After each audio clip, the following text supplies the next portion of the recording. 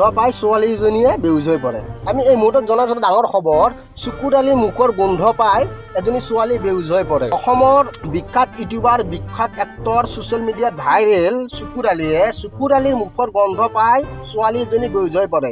এই ঘটনা ঘটিছে চকুৰ আলিৰ লগত। আমি এই মুহূৰ্তত জনাইছো ফকতীয়া লাইভ দৰ্শকৰ ডাঙৰ খবৰ, চকুৰ আলিৰ মুখৰ গোন্ধ পাই ছোৱালী এজনী বেহুজ হৈ পৰে। আমি এই মুহূৰ্তত জনাইছো ডাঙৰ খবৰ, চকুৰ আলিৰ মুখৰ গোন্ধ পাই ছোৱালীজনী বেহুজ হৈ পৰে। অসমৰ বিখ্যাত এক্টৰ, পলিটিচিয়ান, আপোনালোকৰ চবৰে চিনাকি নাম চকুৰ আলিৰ মুখৰ গোন্ধ পাই ছোৱালীজনী বেহুজ হৈ পৰে। আমি এই মুহূৰ্তত জনাইছো ডাঙৰ খবৰ, চকুৰ আলিৰ মুখৰ গোন্ধ পাই ছোৱালী এজনী বেহুজ হৈ পৰে। এই ঘটনা ঘটিছে চকুৰ আলিৰ লগত। পোনপটীয়াকৈ আমি দেখাবলৈ চেষ্টা কৰিছো টিভিৰ স্ক্ৰীণত, আপোনালোকে চাই থাকক। চকুৰ আলিৰ মুখৰ গোন্ধ পাই ছোৱালী এজনী বেহুজ হৈ পৰে।